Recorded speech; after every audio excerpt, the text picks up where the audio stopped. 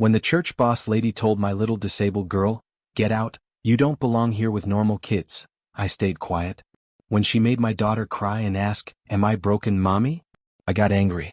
What she didn't know. I'm a reporter who destroys bad people for a living. Before watching full story, comment below from where you watching. Also like and subscribe for more stories. It was a Sunday morning in October.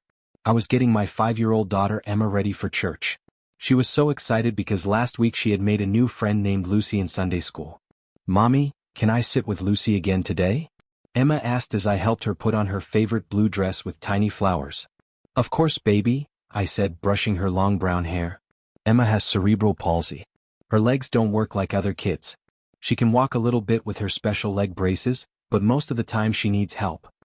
We had been going to St. Mary's Community Church for 4 months now. When we first moved to Willowbrook Estates, everyone seemed so nice and welcoming. Emma loved the children's choir and always raised her hand to answer questions during Bible stories. But something felt different that Sunday morning. As soon as we pulled into the church parking lot, I saw her waiting for us. Margaret Thornfield, the HOA president and the most powerful woman in our neighborhood. She was standing by the church entrance like a guard dog, watching our car with cold, mean eyes. Margaret was a tall woman in her late 50s with perfectly styled silver hair and expensive clothes. She wore her authority like armor, and everyone in the community was afraid of her. She controlled the HOA with an iron fist and had opinions about everything and everyone. "Mommy, why is that lady staring at us like that?" Emma asked as I unbuckled her car seat. "I don't know, sweetheart. Let's just go inside," I said, but my stomach was already twisting with worry. As we approached the church steps, Margaret stepped directly in front of us, blocking our path. Other church members were walking past, and she made sure they could all hear what she was about to say. "Stop right there," Margaret said in a loud, commanding voice. "We need to have a serious conversation right now." "Good morning, Mrs. Thornfield. What can I help you with?" I asked, trying to keep my voice calm and friendly. "Your daughter is the problem," Margaret said, pointing her finger at Emma like she was accusing her of a crime. "She doesn't belong in this church anymore." I felt like someone had punched me in the stomach. "Excuse me? What are you talking about?" "I'm talking about the fact that your daughter is disrupting our peaceful worship services," Margaret replied with a nasty smile. "The church board had an emergency meeting yesterday and we all agreed. She's no longer welcome here." Emma started to understand that this woman was being mean to her. Her big blue eyes filled with tears and she held my hand tighter. "Mrs. Thornfield, I think there's been some kind of misunderstanding," I said, trying to stay polite even though my heart was racing. "There's no misunderstanding," Margaret said coldly. "Last Sunday your daughter made noise during Pastor Williams' sermon. The week before that she needed help going to the bathroom during communion. 2 weeks ago she dropped her crayon box during the offering prayer. She's 5 years old," I said, my voice getting a little louder. "All children make some noise during church." "Normal children don't act like that," Margaret shot back. "Normal children know how to sit quietly and behave properly in God's house. Your daughter is different. She's broken." The word hit me like a slap across the face. Emma started crying softly. "How dare you call my daughter broken?" I said, my voice shaking with anger. "I'm just telling the truth," Margaret said, looking around at all the people who had stopped to watch our conversation. "Look at her. She can't walk right. She makes strange noises. She needs constant help with everything. Normal families don't want to deal with that kind of distraction during worship." More church members had gathered around us now. Instead of defending us or telling Margaret she was wrong, they were nodding their heads in agreement. I realized with horror that this wasn't just Margaret's opinion. Other people felt the same way. "The Johnson family specifically complained about her last week," Margaret continued, enjoying the audience she had gathered. "Mrs. Johnson said your daughter's fidgeting was making it impossible for her children to concentrate on the sermon. The Smith family asked me to please do something about the situation. Even the elderly Mrs. Brown said your daughter's wheelchair was blocking the aisle and creating a safety hazard." "Her wheelchair? She doesn't even use a wheelchair most of the time," I protested. "Whatever," Margaret waved her hand dismissively. "The point is, normal families come here to worship God in peace and quiet. They don't want to be bothered by children who can't control themselves." I looked around at all these faces, people I had thought were good Christians, people I had smiled at and said hello to for months. Not one of them was standing up for my little girl. Not one of them was telling Margaret that her words were cruel and wrong. "This is discrimination," I said, my voice getting stronger. "You can't exclude my daughter because she has a disability. This isn't discrimination, Margaret replied with that evil smile. This is about maintaining standards. This is about respecting the other families who come here to worship. Your daughter simply doesn't fit in with our community. Then Margaret did something that I will never, ever forgive. She bent down so she was at Emma's eye level and spoke directly to my innocent 5-year-old daughter. Listen to me, little girl, Margaret said in a voice full of meanness and hate. You don't belong here. This church is for normal children who can walk properly, sit quietly, and behave like good little boys and girls. You're not normal. You're different. And different means you don't belong in God's house. Emma looked up at this cruel woman with her sweet, innocent face. But I love Jesus, Emma whispered through her tears. Jesus loves normal children, Margaret replied without any kindness in her voice. Children who aren't broken. You need to find a different church, a special church for broken people like you. There are places for people like you, but this isn't one of them. That was the moment my heart completely shattered. Not for me but for my beautiful, innocent daughter who was hearing these horrible, cruel words from an adult who was supposed to be a Christian. Emma buried her face in my shoulder and sobbed. Her little body was shaking with hurt and confusion. You're a monster, I told Margaret, my voice filled with rage. I'm being practical, Margaret said, standing up and smoothing down her expensive skirt. I'm protecting the normal families in this community from unnecessary disruption. There are special churches for special people. Go find one of those and stop bothering decent, normal families who just want to worship God in peace. Mommy, please can we go home? Emma cried into my shoulder. I don't want to be here anymore. The mean lady doesn't want me. My heart broke into a million pieces.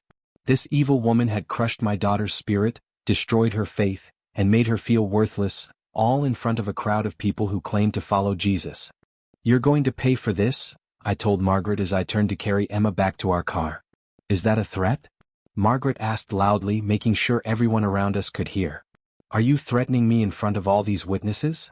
It's not a threat, I replied, looking her straight in the eyes. It's a promise. You have no idea who you just messed with. Margaret laughed at my words. Oh, I'm so scared. What are you going to do? Complain to the pastor? Write a nasty letter?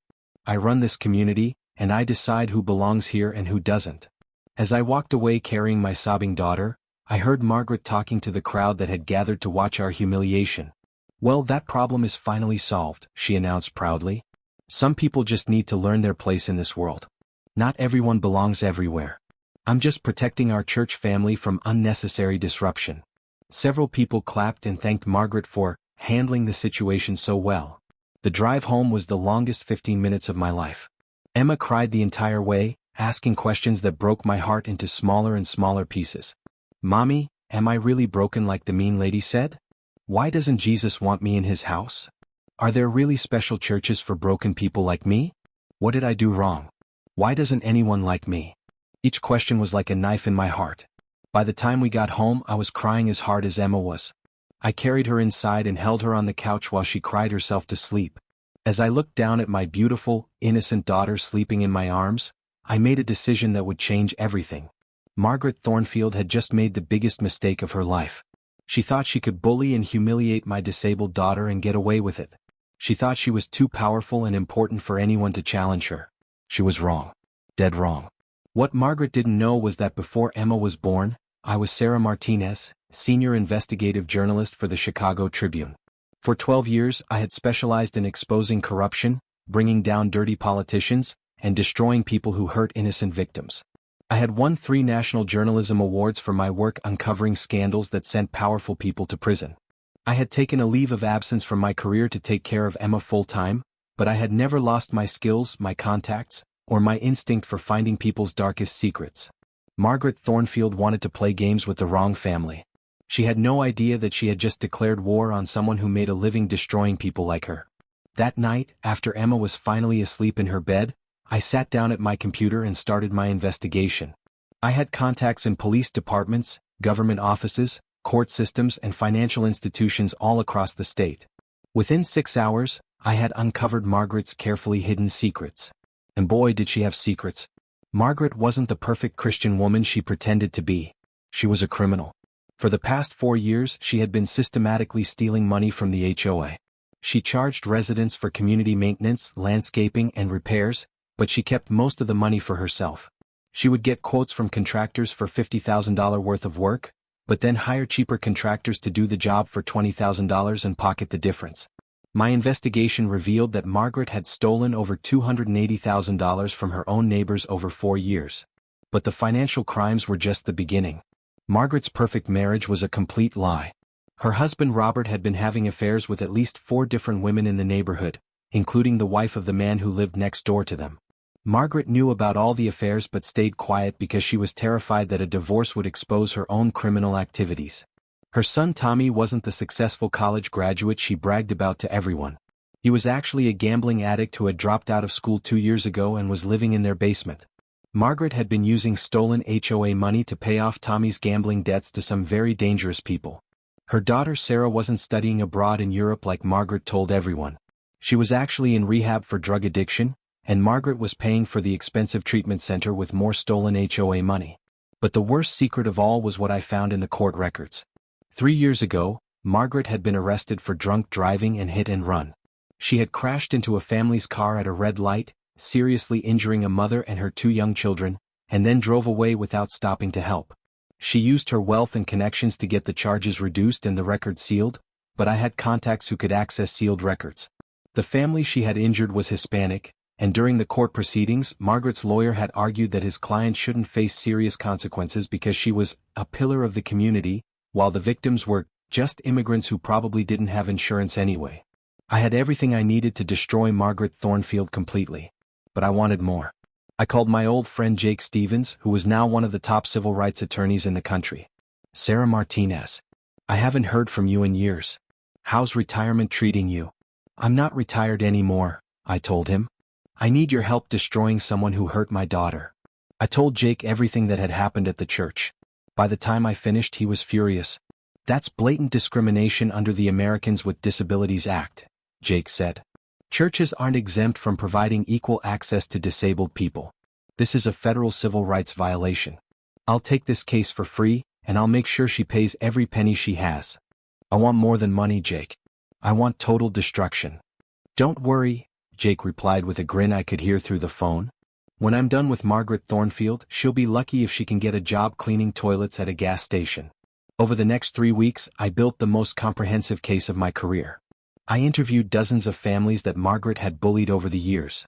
She had a long pattern of targeting anyone who didn't fit her narrow definition of normal: single mothers, elderly people, families with disabled children, anyone who was different from her idea of the perfect suburban family. I also reached out to my former colleagues at the Tribune and other major newspapers. The story of a corrupt HOA president who stole from neighbors and discriminated against disabled children was exactly the kind of scandal that newspapers loved to cover. But I had an even bigger plan. I contacted national disability rights organizations and civil rights groups. Emma's story quickly went viral on social media. Within days, thousands of people were following our case and demanding justice. The hashtag Justice for Emma was trending on Twitter. Major news networks picked up the story. CNN, Fox News, and MSNBC all wanted interviews. The story of a 5-year-old disabled girl being kicked out of church by a corrupt bully struck a nerve with people across the country. 4 weeks after that horrible Sunday morning, I was ready to execute my plan for total revenge. Phase 1 began at 6 a.m. on a Sunday morning. FBI agents knocked on Margaret's door with a federal warrant to search her house for evidence of embezzlement and financial crimes. Her neighbors all came outside to watch as federal agents in FBI jackets carried boxes and boxes of evidence out of her house. At exactly 7 a.m., my article went live on the front page of the Chicago Tribune website.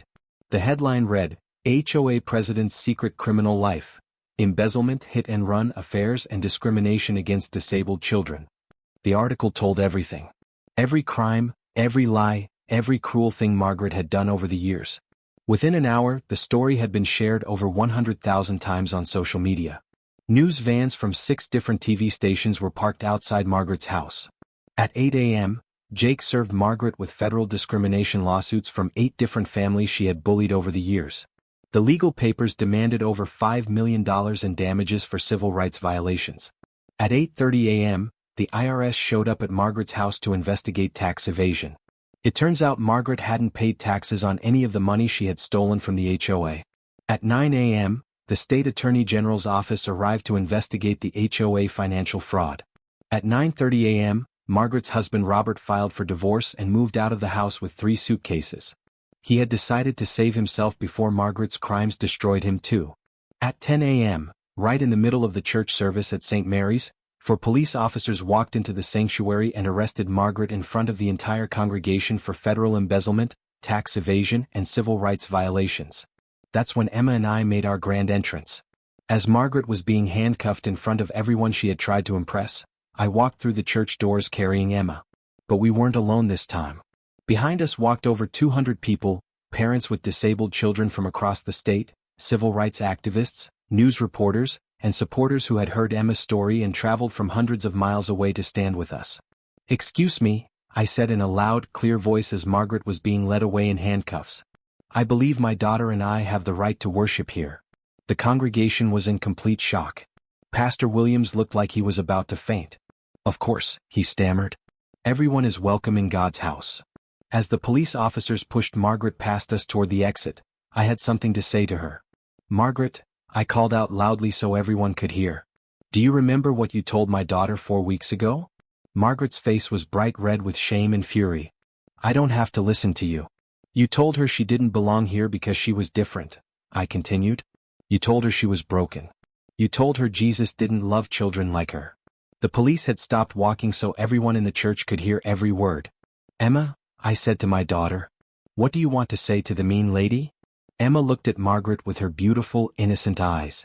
Even after everything this woman had put her through, my daughter's heart was still full of love.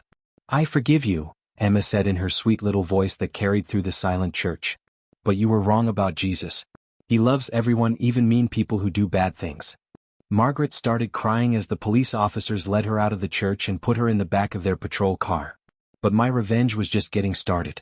Over the next year, everything I had planned came true and then some. Margaret was convicted on 14 federal charges including embezzlement, tax evasion, civil rights violations, and fraud. She was sentenced to 12 years in federal prison and ordered to pay back all the stolen money plus penalties and fines totaling over $800,000. Her husband divorced her and married one of the women he had been cheating with. He got everything in the divorce settlement because all of Margaret's assets were seized by the government to pay back the victims of her crimes. Her son Tommy's gambling debts caught up with him when Margaret could no longer pay them. He was beaten up badly by loan sharks and finally agreed to go into treatment for his gambling addiction. He eventually testified against his mother in court, admitting that she had enabled his addiction with stolen money. Her daughter Sarah completed her drug treatment program and publicly spoke out against her mother's enabling behavior. She got clean, got a job, and refused to have any contact with Margaret. Margaret lost her house, her family, her reputation, her freedom, and every penny she had ever stolen. But the most beautiful part of my revenge was what happened to Emma and our community. The church fired their entire leadership board and hired new pastors committed to inclusion and acceptance. They installed wheelchair ramps, accessible bathrooms, and hired a full-time coordinator specifically to help families with disabled children. They established the Emma Martinez Memorial Fund for Inclusion, with donations that poured in from across the country. The fund has raised over $2 million to help families with disabled children access religious services, community activities, and support programs. Emma became a national symbol for disability rights and inclusion.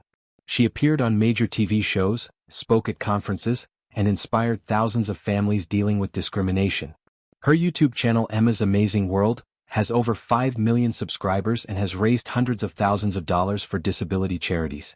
The HOA elected an entirely new board with transparent financial oversight and strict anti-discrimination policies.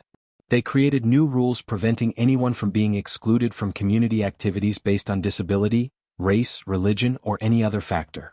2 years after Margaret's arrest, Emma was chosen to deliver the keynote speech at the National Disability Rights Convention. As she walked onto the stage with her leg braces and her beautiful smile, over 3,000 people gave her a standing ovation. "My name is Emma Martinez," she said into the microphone. 2 years ago, a mean lady told me I didn't belong in God's house because I was different. She called me broken. She said Jesus didn't love children like me. The entire convention center was completely silent.